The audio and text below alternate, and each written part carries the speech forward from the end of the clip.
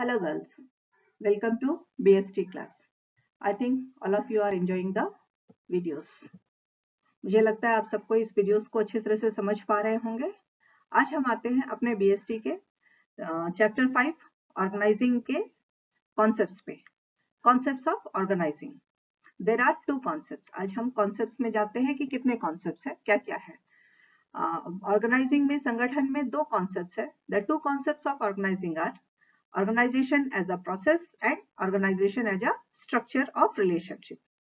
ये दो तरह से होता है। एक है ऑर्गेनाइजिंग जो प्रोसेस में होता है, और दूसरा है इसका पूरा ढांचा, रिलेशनशिप के पूरे ढांचे को भी हम ऑर्गेनाइजिंग कॉन्सेप्ट कहते हैं।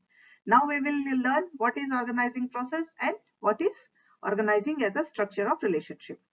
First, organization as a process.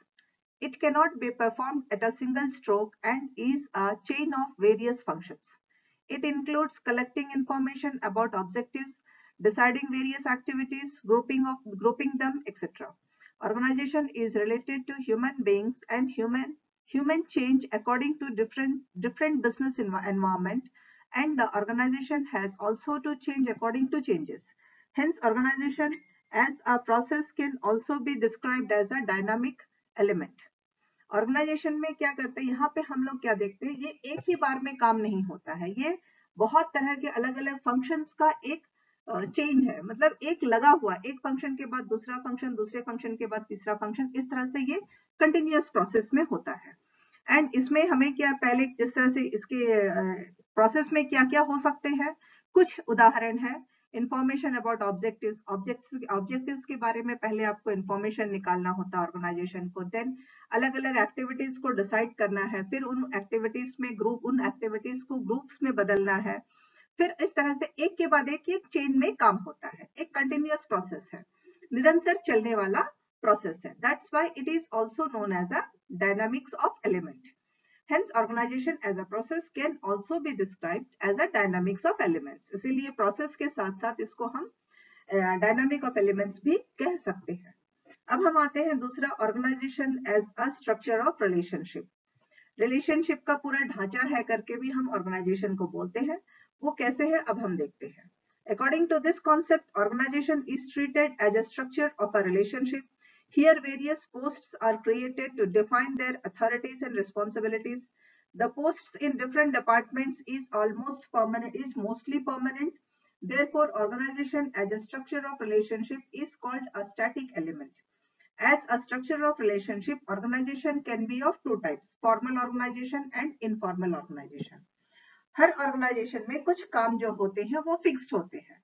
कुछ पोस्ट, ये सारे बहुत सारे लोगों का एक साथ मिल करके काम करना, जिनमें अलग अलग पोस्ट्स पे अलग अलग लोगों को काम करने के लिए दिए जाता है, जिनके अलग अलग रिस्पॉन्सिबिलिटीज होती है, इनके अलग अलग पावर्स होते हैं।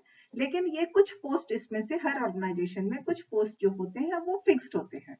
तो वहां जो लोग बैठे हैं वो काफी सालों तक उसी तरह का काम को करते रहते हैं, एंड इससे उनका, जितने लोग वहां काम कर रहे हैं उन सबके बीच में भी एक रिलेशनशिप बन जाता है, जिसे हम स्टैटिक एलिमेंट भी कहते हैं। एंड इस तरह से अगर देखते हैं तो ऑर्गेनाइजेशन जो स्ट्रक्चर ऑफ रिलेशनशिप ऑर्गेनाइजेशन का दो पार्ट में भी होता है। ये दो भागों में बटा होता है। पहला है फॉर्मल ऑर्गेनाइजेशन एंड दूसरा है इनफॉर्मल ऑर्गेनाइजेशन। अब हम आते हैं steps in the process of organizing. Organizing के क्या क्या स्टेप्स हैं। Following steps are necessary in the process of organizing. Organizing करने के लिए किस तरह से करना है, उसके रास्ते क्या क्या है, ये हम देखते हैं। जिसमें पहला है identification and division of work. यहाँ इसके हेडिंग में ही बता रहा है कि आपको पहले काम को पहचानना है, ऑर्गेनाइजेशन को पहले काम पहचानना है, और उस काम को अलग अलग हिस्सों में बांट के किससे किस तरह का काम करवाना, ये सबसे पहले देखना होता है। This is the first process of organizing. The first step of organizing is identification and division of work. Here, total work is divided into different activities according to the organization. All the activities are placed under different supervisors and managers in such a way that the manager has to perform the same job repeatedly, thus giving the benefit of specialization. Activities का हर organisation के अलग अलग तरीके के काम होते हैं, जिसके अकॉर्डिंगली उसको अलग अलग तरीकों में एक्टिविटीज में बांटा जाता है, एंड अलग अलग लोगों को जिम्मेदारियों के साथ में सुपरवाइजर्स को, मैनेजर्स को दिया जाता है कि वो उस काम को पूरा करें. And managers has to perform this. वो सेम जॉब को ही रिपीटेडली बार बार उसी काम को करते रहते हैं, जिससे वो उस काम में स्पेशलाइज्ड हो जाते हैं। इसका एक वो भी फायदा होता है। अब हम सेकेंड करते हैं। सेकेंड प्रोसेस क्या है? पहले तो वर्क हमने पहचान लिया, ऑर्गेनाइजेशन ने वर्क को पहचान लिया, उसको डिवाइड भी कर लिया। उसके बाद क्या करेंगे? उसको सबको बांट भी दिया। Then what the organization is going to do? Grouping the job and departmentalization. अब क्या करना है? जॉब को ग्रुप्स में देना है, काम को ग्रुप्स में देना है, एंड हर डिपार्टमेंट को कौन से डिपार्टमेंट को क्या काम देना है ये देखा जाता है। इस काम को करना होता है। The second step is, at this stage, the activities of same nature are grouped together and assigned to a particular department. Like purchasing work is done by purchasing department, works related to production are handled by production department, etc. जितने department से उससे related जो भी काम होते हैं ये उस डिपार्टमेंट को सौंप दिए जाते हैं। The grouping is done in many ways, but most common two ways are as given. वैसे तो ग्रुपिंग बहुत अलग अलग तरीके से की जाती है, लेकिन जो सबसे हमेशा हर अधिकतर ऑर्गेनाइजेशंस में होने वाले जो दो तरह के जॉब डिविजन्स है, ग्रुपिंग है, वो है फंक्शनल डिपार्टमेंटेशन एंड डिविजनल डिपार्टमेंटेशन। पहले हम देखते हैं फंक्शनल डिपार्टमेंटेशन में क्या क्या होता है। In this method jobs related to common functions are grouped under one department. एक ही तरह के जो काम होते हैं उसको एक डिपार्टमेंट में डाल दिया जाता है। This is known as functional department. अब हम आते हैं divisional departmentation. If the organization is producing more than one product, then they prefer divisional departmentation. Here the job related to one product are grouped in one department. यहाँ क्या होता है? कई सारे ऑर्गेनाइजेशंस ऐसे होते हैं जो एक से अधिक बहुत तरह के जॉब्स को, प्रोडक्ट्स को बनाते हैं। तो इस सिचुएशन में क्या है? हर प्रोडक्ट से रिलेटेड जॉब को एक कैटेगरी में डाला जाता है, एक डिपार्टमेंट में डाला जाता है। उस प्रोडक्ट से रिलेटेड जितने भी काम है उसको उसी डिपार्टमेंट में डाला जाएगा। That is known as department division of department, divisional departmentation. अब हम आते हैं, अच्छा डिविजनल डिपार्टमेंट्स में डिवाइड हो गए हैं। What next? The third step is assignment of duties. अब जब पहले काम पहचाना गया, फिर काम को डिपार्टमेंट्स में बांटा गया, उसके बाद में अब आता है काम किसको सौंपा जाएगा। अब तक हमने काम को एक डिपार्टमेंट में डाला था, अब हम देखते हैं कि किन किन को और कैसे किस आधार पर ड्यूटीज को असाइन किया जाता है। At this stage, the responsibility of each individual or post is decided, and while assigning these duties, the nature of work and capabilities of the person to whom the work is given is to be matched. यहाँ पे क्या करना है? अब हमें देखिए, अब organisation को ये देखना है कि कौन सा काम किस तरह का नेचर का है, वो किसको देना है। यहाँ पे पर्सन की एबिलिटीज, उनकी कैपेबिलिटीज, उनके क्वालिफिकेशंस के साथ में मैच करते हुए उनको ड्यूटीज असाइन किए जाते हैं। Fourth point is, fourth process क्या है? अच्छा, ड्यूटी असाइनमेंट के बाद में what the next process is? Establishing reporting relations. अब जब काम हो गया है तो उसका रिपोर्ट भी लेना होगा कि काम कहाँ तक पहुंचा, बीच बीच में कहाँ तक हुआ, कैसे हुआ, ये रिपोर्ट लेना भी बहुत जरूरी होता है। At this stage, when two or more than two persons work for the attainment of common goals, their relationship must be defined very clearly. Everyone should know who is superior and who is subordinate. इसके बाद में reporting के लिए हर इंसान को, organisation में काम करने वाले हर इंसान को मालूम होना चाहिए कि वो सारे सेम गोल के लिए काम कर रहे हैं, एंड कौन सुपीरियर है और कौन उसके अंडर में सबऑर्डिनेट है, ये ऑर्गेनाइजेशन में सबको पता होना चाहिए, ताकि रिपोर्टिंग रिलेशनशिप बन सके एंड रिपोर्टिंग का काम आसान हो सके। अब हम आते हैं टाइप्स ऑफ ऑर्गेनाइजेशन। ऑर्गेनाइजेशन कितने तरह के हैं? ऑर्गेनाइजेशन बेसिकली दो तरह के होते हैं, formal organization and informal organization. तो पहले हम पढ़ते हैं फॉर्मल ऑर्गेनाइजेशन के बारे में। According to J.A.C. Brown, Jack Brown नहीं बोलिएगा, J.A.C. Brown, formal organization refers to the structure of well-defined jobs, each bearing a definite measure of authority, responsibility, and accountability. Thus, formal organization is a structure to which an individual must adjust. It tells him to do certain things in a specific manner to obtain orders from designated individuals and to work cooperatively with others. Of formal organization, the basic features of formal organization are as follows. पहले हम definition पे देख लेते हैं।